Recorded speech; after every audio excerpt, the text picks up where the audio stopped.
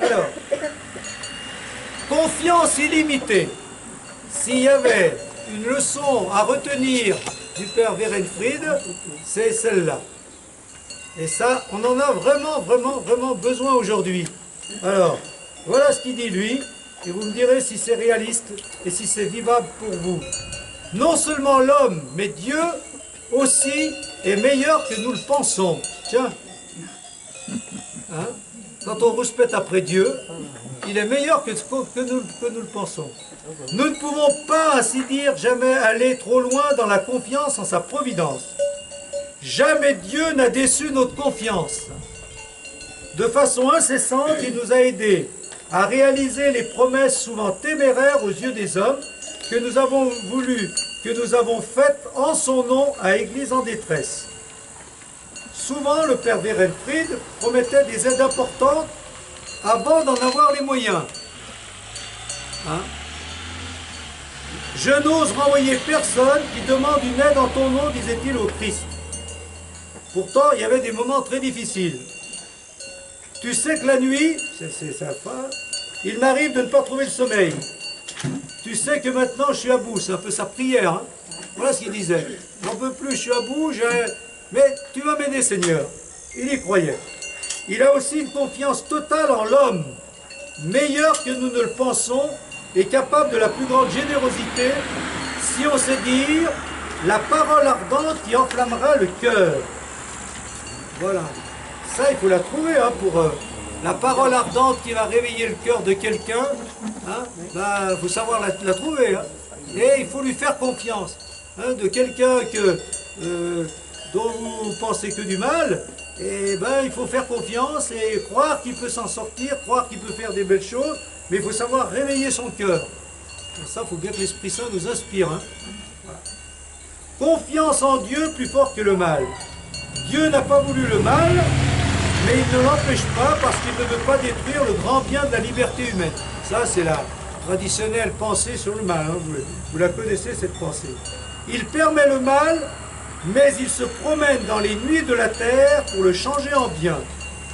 Il se promène au paradis abîmé pour changer en bien le mal des hommes. Alors, est-ce que vous pensez qu'on peut avoir une confiance illimitée en Dieu dans tous nos projets, dans toutes nos responsabilités, dans nos soucis, par rapport à ce qu'on a dit tout à l'heure? Est-ce qu'on peut avoir une confiance illimitée en Dieu? Oui? Non. Et alors dis-moi pourquoi, c'est bien si tu penses que tu peux pas. Je peux pas parce que il agit pas comme un magicien. Parce que bon, quand je lui demande quelque chose, je voudrais le... Il n'agit pas comme un magicien, c'est-à-dire que la confiance illimitée, c'est pas je demande, il va me donner ce que je demande. Hein? C'est pas je tire sur la sonnette et ça sonne. Hein? Non, voilà. Une confiance illimitée, c'est une confiance aussi disponible. Hein? J'ai une confiance illimitée en Dieu, je lui demande, mais je suis disponible à ce qu'il veut bien faire et qui ira pas forcément dans le sens que j'imaginais. Mais à la limite, ça sera mieux pour moi, peut-être pas sur le coup parce que j'aurais pas ce que je voulais, mais dans un second temps. C'est d'accord avec ça? Oui. Donc il faut dire confiance illimitée mais disponible. Et pareil pour les autres.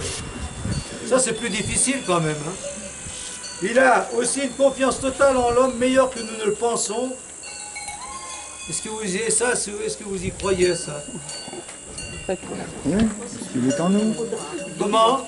Parfois c'est difficile. Parfois c'est difficile quand même. Hein. On a plus vite Ouais. Il y a des gens qui sont mauvais, hein, qui sont vicieux, qui sont pervers. Ouais. On peut essayer de faire quelque chose, mais... Ouais, on peut prier pour eux. Hein. Ouais. Comment? On peut avoir peut-être une confiance illimitée en Dieu, mais pas en l'homme. Pas en l'homme. Hein. Ouais. Pas en certains, en tout cas. Ouais. On peut tenter le coup, hein, on peut essayer de les réveiller. Mais bon. Le problème, il est que si on comprend bien ce qu'il dit, lui, il a une confiance illimitée en l'homme, mais en l'homme qu'il arrive à toucher par sa parole. Hein. Alors, il y a des fois, quand on essaye, tu devrais faire ceci, tu devrais faire cela, il n'y a pas de répondant. Hein. Donc, on ne peut avoir confiance en quelqu'un que quand il commence à avoir du répondant. Hein. Mais on peut quand même... Quand il ne veut pas bouger, il est là comme un bloc, ou qu'il fait le contraire. Là, pour le moment, on peut tenter le coup, mais ça nous arrive même, il est désespérant celui-là. Hein. Voilà, c'est... Mais on peut espérer pour plus tard. On peut espérer pour plus tard. Les paroles peuvent revenir. Non, puis il y a des moments où accepter nos limites. Hein. Il y a des moments où on dit, moi je peux rien faire pour lui. Hein. Je vois pas comment il peut évoluer pour une situation. Il y a des moments de blocage, hein. Des moments où dans une situation on dit, ben, je vois pas ce qu'on peut faire actuellement.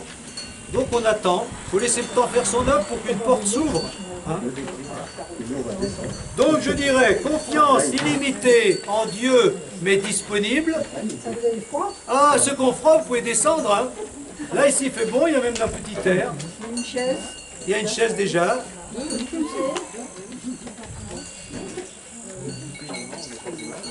Ce n'est pas plus mal. Faites pareil ce qu'on fera là-haut.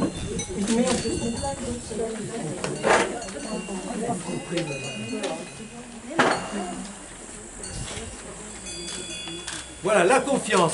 Je dirais que, donc, je corrige ce qu'il dit un peu pour que ce soit plus clair. Hein. Puis si vous voyez des corrections, c'est aussi hein, la confiance. Confiance illimitée en Dieu, mais disponible à ce qu'il attend de nous.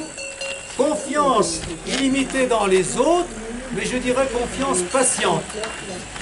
Il faut attendre. Sur le coup, on peut des fois avoir des moments où on désespère. Hein. Voilà, c'est pas sûr. Comment? Dans une famille, les parents font toujours confiance aux enfants, ça n'empêche pas que les parents des fois sont inquiets.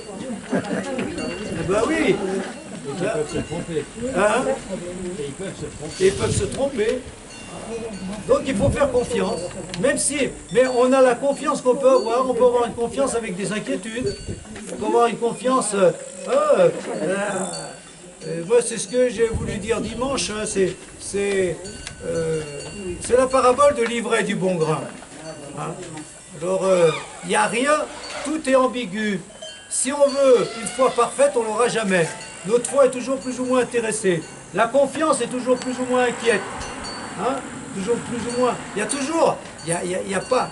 L'amour est toujours intéressé aussi. On n'est pas parfait. Hein? On ne peut pas avoir une générosité parfaite. Hein? Il y a toujours une générosité où on cherche plus ou moins. Je suis généreux, donc il y a une autosatisfaction. Voilà, où je suis généreux et je le montre, comme les pharisiens. Enfin bref. Donc, la confiance. Alors, je pose une autre question pour adapter à ça. Et dans toutes les valeurs d'aujourd'hui que nous, chrétiens, on doit vivre, vu la situation qu'on a expliquée tout à l'heure, est-ce que la confiance, c'est pas la confiance qui est en premier, mettre en premier? Est-ce qu'on n'a pas, je parle de l'Église notamment, puis de la société aussi, finalement. Est-ce que c'est pas de la confiance dont on a le plus besoin aujourd'hui? L'espérance. L'espérance. Et quelle différence tu fais entre les deux? La confiance, c'est sur les événements actuels. L'espérance, c'est malgré les événements actuels. Ah, c'est pas mal ça. Est-ce que vous êtes d'accord? La confiance, c'est j'ai confiance vu les événements, j'ai confiance, et malgré les événements qui nous inquiètent, donc j'ai pas trop confiance, mais j'ai l'espérance. Ça, on peut dire ça comme ça aussi, hein, c'est bien? C'est mieux. C'est mieux. C'est mieux. D'accord. Oui, la confiance, quand on fait confiance en quelqu'un, c'est rare qu'il te déçoive. Ah oui, quand on n'a pas confiance en quelqu'un, ça va sûrement mal aller. Mais quand on lui fait confiance, c'est rare qu'il nous déçoive. Mais ça arrive quand même aussi. Ça peut arriver. Mais donc il vaut mieux faire confiance que de ne pas faire confiance. Oui. Bon, qu'est-ce qu'il veut dire aussi? Moi je dirais oui, la confiance aujourd'hui, Oui, oui, moi je crois que... Confiance en Dieu, mais en l'avenir, c'est plus l'espérance. Hein. Parce que actuellement, pas évident quand même. Hein. Avec tout ce qu'ils vont faire, avec la manipulation génétique et tout. Tout, les manipulations génétiques, tout ce qu'on voit, toute confiance, Vraiment avoir beaucoup d'espérance. un peu d'espérance, ouais, ouais.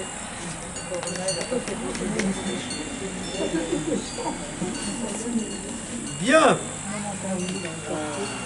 Ça va comme ça, vous voyez, donc sa spiritualité, et donc lui, la confiance, il l'a eu, et ça a marché, puisque les appels, voilà, ben, j'espère que nous, ça va nous stimuler, mais c'est pas facile quand même. Pas de place à l'auberge, bon là c'est simplement un constat, hein,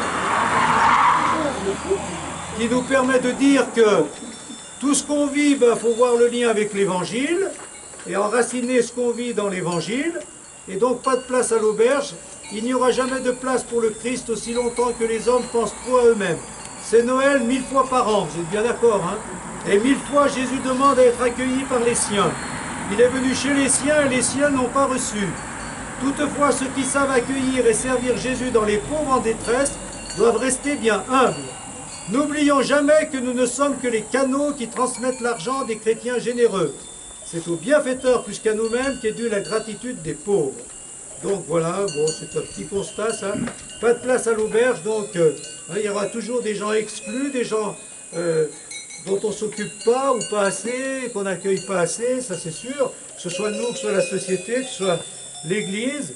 Et donc, il faut être généreux envers eux, mais voilà, la générosité, il ne faut pas se l'attribuer à soi-même. Elle vient des dons qu'on reçoit et donc elle appartient, la source de la générosité, c'est ceux qui donnent, c'est pas nous. Donc il ne faut pas s'en enorgueillir et se l'attribuer à soi-même. Bon. Donc restez humble dans tout ce qu'on fait. Ça vous êtes bien d'accord, hein? Voilà. Nous sommes des instruments de Dieu et non pas Dieu. Hein? Ça c'est classique dans la spiritualité. Être des instruments, nous sommes les mains de Dieu, les yeux de Dieu, les oreilles de Dieu. Nous avons à servir les autres, mais c'est Dieu qui sert à travers nous, ou des bienfaiteurs qui servent par nous, dont on est les canaux, dont on est les canaux. Prière au Christ de Rio. Donc quand il va en Amérique, il voit le Christ de Rio, et ça l'interroge beaucoup, et voilà ce qu'il en pense. Il fait une prière qui est celle-ci. Seigneur Jésus, laissez-moi vous le dire.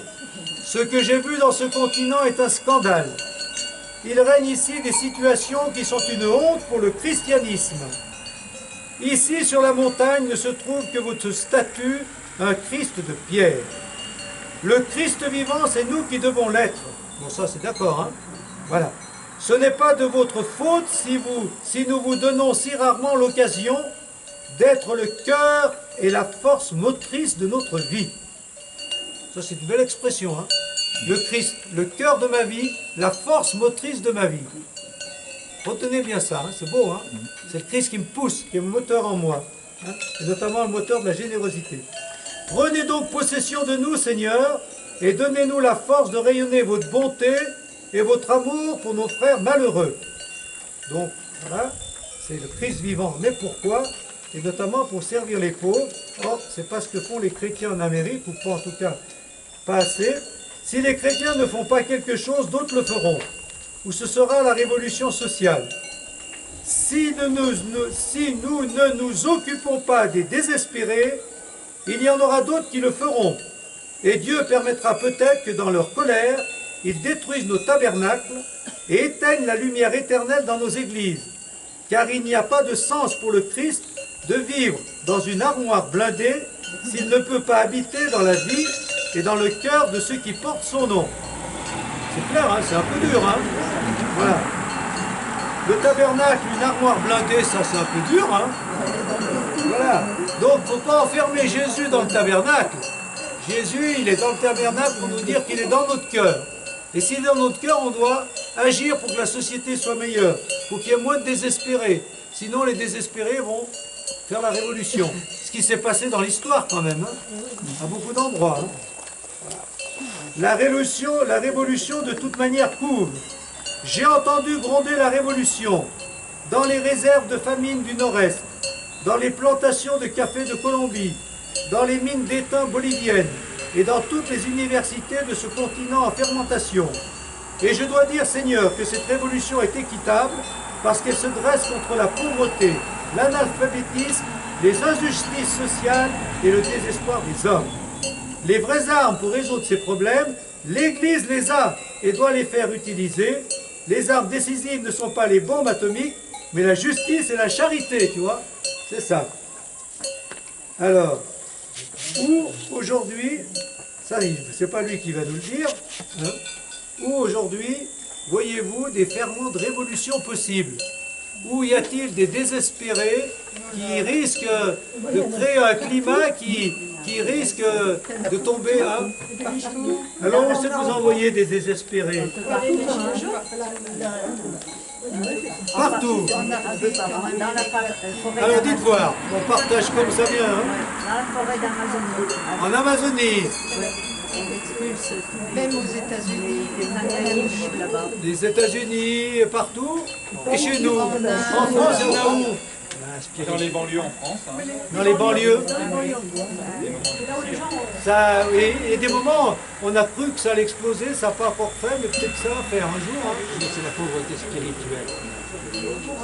La pauvreté spirituelle aussi, la pauvreté spirituelle des gens. Hein. Mais est-ce que ça va se traduire par une révolution? Qui cherche quelque chose. non, ça risque de faire tourner le monde dans le mauvais sens. Ouais. S'il n'y a plus de morale, s'il n'y a plus de... Voilà. Je pense que le problème est plus là.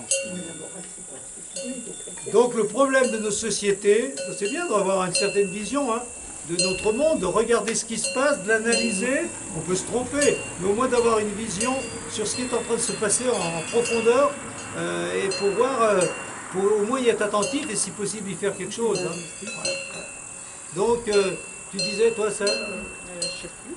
Tu sais plus. Il n'y a plus de morale, c'est ça qui dit. Oui, voilà. Il n'y a plus de morale. Est-ce qu'il y aura une révolution pour refaire revenir ça, Pour faire revenir un peu de spiritualité? ça, je me déroge tous les jours là-dessus. Je ne l'ai pas encore dit. Moi, ce que je crains, on parle de Dieu, on voit Dieu, et il y a l'opposé, c'est le mal. Actuellement, on a une peur du pouvoir de la personnalité de Dieu. Ça, très bien. Je dis plus fort à ce qu'il vient de dire. On parle de Dieu, mais on ne parle pas du mal, on a peur de dire le mal. Comme on a peur de parler de la mort. Le mal aujourd'hui, on a du mal à dire c'est mal. Oui, on a du mal à dire c'est une personne. Oui, c'est une force personnelle, une puissance. La mort, on n'en parle pas beaucoup, en tout cas on essaye de oui. On a l'impression qu'avec le Covid, on est immortel. Bien. Alors, on fera une petite pause de prière après la prière, là, le prier. Des fois j'en fais plus, mais là ça se prête moins. Hein. Liée adoration au Christ au tabernacle et action au service des plus pauvres qui sont le Christ vivant. Voilà, ça c'est... En tout cas, l'interpellation c'est celle-là. Adorer le Seigneur, mais en même temps, servir les plus pauvres. Donc il y a 15 jours, oui c'est 15 jours, on a vu petite sœur Madeleine, là, de Jésus, hein, et donc qui a fondé les petites sœurs de Jésus, et elles vivent en communauté, et dans toutes les communautés, il y a donc le tabernacle, hein, et elles sont au service des plus pauvres. Mais il y a tous les jours une heure d'adoration. Donc le lien entre l'adoration, le Christ qui est là dans ce signe, et le Christ qui est dans les pauvres. Voilà. Donc il faut lier toujours les deux. Servir la justice et la charité, sinon ce sera la révolution. Ça c'est la grande leçon de l'histoire. Toutes les révolutions, oui, qui ont été sanglantes, s'il y avait eu assez de justice et de charité, ça ne se serait pas passé comme ça. Alors la prière. Priez, c'est clair. Hein. Souvenez-vous du passé. L'insistance de la prière a eu raison des murs de Jéricho. Souvenez, hein, ça. Priez pour la conversion de votre pays. Priez pour vos évêques, vos ministres. Alors les ministres, c'est les prêtres ou les autres, je ne sais pas. Vos députés, vos médecins, vos prêtres. Priez pour les pécheurs, les faibles, les infidèles, les faux prophètes, les assassins. Il mélange tout, hein. Et priez pour tout le monde. Choisissez-en un. Prenez-en un à votre compte. Concentrez sur lui le feu croisé de votre prière et de votre amour. Implorez Dieu nuit et jour, afin que par l'intercession de Marie, votre protégé se convertisse et vive. Est-ce que c'est votre manière de faire? Non. Ça, c'est... Sainte Thérèse de Lisieux l'avait fait. Hein. C'est une idée, ça. Hein. Donc, on peut prier. Non, mais c'est très concret, ça. Un dirigeant qu'on ne peut pas sentir, par exemple. Ben, un dirigeant qu'on ne peut pas sentir, ou quelqu'un qui nous fait du souci, dans un proche et tout ça, eh bien, voilà. Alors, il faut aller jusqu'au bout. Voilà. L'amour pour ses ennemis réclame que nous ne cessions de prier pour eux avec la ferme espérance de leur conversion. Donc par exemple, quelqu'un qu'on n'aime pas du tout et qui nous fait du mal, on peut le prendre comme objectif. Hein. Non, nous ne sommes pas impuissants, car nous pouvons, alors voilà, nous pouvons assaillir Dieu par nos supplications, afin qu'il abrège le temps de l'épreuve. Donc, soyez des assaillants de Dieu. Implorez Dieu, insistez, frappez, demandez, la porte s'ouvrira, il faut y croire, mais peut-être pas trop à la fois. Voilà. Hein? Si vous voulez la conversion du monde entier, c'est bien de prier pour le monde entier. Mais choisissez une personne, et puis vous y allez. Voilà. Ça me fait penser à cette phrase de l'Évangile qui dit « Demandez, si on ne vous donne pas pour vous faire plaisir, on donnera toujours pour Oui, vous c'est ça. faire Va plaisir. frapper en pleine nuit pour avoir du pain chez ton ami et il te le donnera, même si c'est pas par amitié, c'est pour te débarrasser. Dieu fera pareil avec nous. Ouais.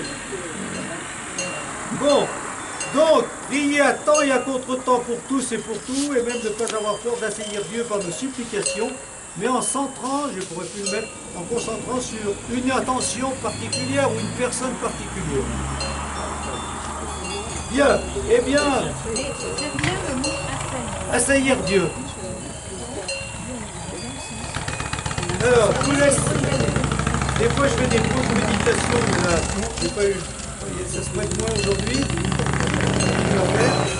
2 minutes où vous priez, vous faites ça, vous pensez à quelqu'un que vous aimez, ou quelqu'un que vous n'aimez pas, et vous assaillez Dieu pour cette personne, pensez à lui, puis vous continuerez, essayez de voir comment intégrer ça dans votre manière de prier. Et puis croyez à la prière, priez, priez, priez.